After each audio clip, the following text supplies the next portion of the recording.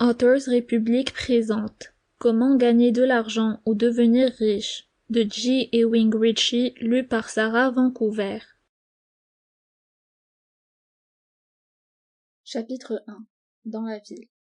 J'ai peur que les gens de la ville soient très mercenaires dans leurs opinions et leurs habitudes. Il est naturel qu'il en soit ainsi. Ils viennent dans la ville pour gagner de l'argent, et c'est tout ce à quoi ils pensent pendant qu'ils sont là. Ils ne réussissent pas tous dans leurs tentatives, je le sais.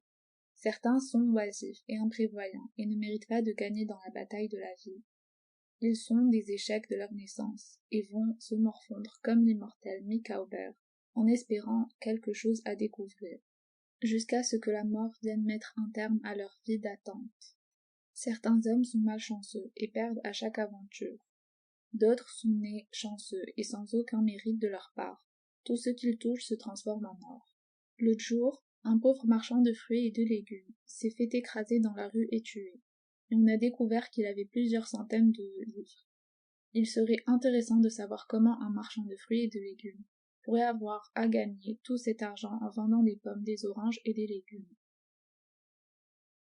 Quelques semaines depuis que j'ai entendu un juge distingué dire à un public composé d'écoliers que dans sa propre personne il était une illustration du fait que, dans cette heureuse Angleterre, n'importe qui, aussi dénué de rang et d'autorité qu'il puisse être, n'a pas le choix et s'élèverait au rang auquel il a été élevé.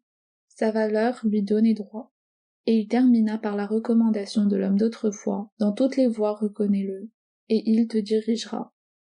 Il y a un mois à peine, j'appris la mort d'un juif qui avait commencé par vendre des crayons dans la rue, et il est mort en valant 1 million d'euros. Comment cela a-t-il été fait? Ah, ça, c'est la question. Ce n'est pas en règle générale par les spéculateurs, mais pas non plus par les voyous qui oublient que l'honnêteté est la meilleure politique. Beaucoup d'hommes qui ont réussi, on l'a remarqué, ont généralement obtenu le succès par l'application d'un principe très simple, qu'ils ont établi en tant que la règle générale de leur procédure. Ricardo a dit qu'il avait gagné son argent en observant que, en général, les gens ont grandement exagéré l'importance des événements. Si par conséquent, comme il l'a fait pour les actions, il y avait lieu de faire une petite avance, acheter parce qu'il était certain qu'une avance déraisonnable permettrait de réaliser, et lorsque les actions ont chuté, il a vendu, convaincu qu'il n'y avait pas d'autre solution, que l'alarme et la panique produiraient un déclin non justifié par circonstance. Prenons un autre cas, celui de Rothschild, le troisième fils du banquier de Francfort, qui est venu en Angleterre avec 2000 livres sterling, qu'il a rapidement transformé en 6000 livres sterling. Mon succès, dit-il à Sir Thomas Fowell Buxton, tout s'est appuyé sur une maxime. J'ai dit, je peux faire ce qu'un autre homme peut faire. L'avantage que j'avais, j'étais un homme désinvolte. J'ai fait un marché tout de suite. Quand j'étais installé à Londres, la Compagnie des Indes orientales avait pour 800 000 livres d'objets d'or à vendre. Je suis allé à la vente et j'ai tout acheté. Je connaissais le duc de Wellington qui doit l'avoir. J'avais acheté un grand nombre de ses billets à une remise. Le gouvernement m'a fait venir et a dit qu'il devait l'avoir. Quand il l'avait, il ne savait pas comment l'amener au Portugal. Il a entrepris tout cela, et je l'ai envoyé à travers la France. Et c'était la meilleure des affaires que j'ai jamais faites.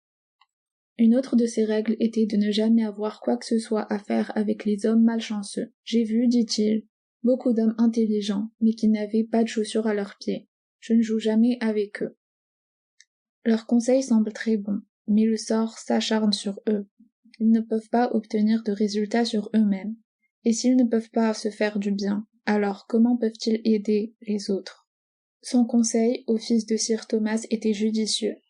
Tiens-toi à tes affaires, jeune homme, tenez-vous à votre brasserie et vous serez peut-être le plus grand brasseur de Londres. Soyez un brasseur et un banquier et un marchand et un fabricant, et vous serez bientôt dans la Gazette. Comme c'est vrai, toute personne ayant la moindre connaissance de la vie et de la cité peut immédiatement comprendre. Ce conseil devrait être imprimé en lettres d'or dans chaque bureau de comptabilité. Si c'était le cas, et si on y donnait suite, nous entendrions parler de moins d'échecs commerciaux. Laissez-moi vous raconter une autre anecdote sur les Rothschild. On raconte que le baron Nathan de Meyer, qu'à une occasion il a donné à une dame le proverbe suivant. Assise à la table du dîner, elle l'informa qu'elle avait un projet d'entreprise. Fils unique qu'elle tenait à avoir bien placé dans les affaires, et elle a supplié de lui donner un indice Sample complete. Ready to continue?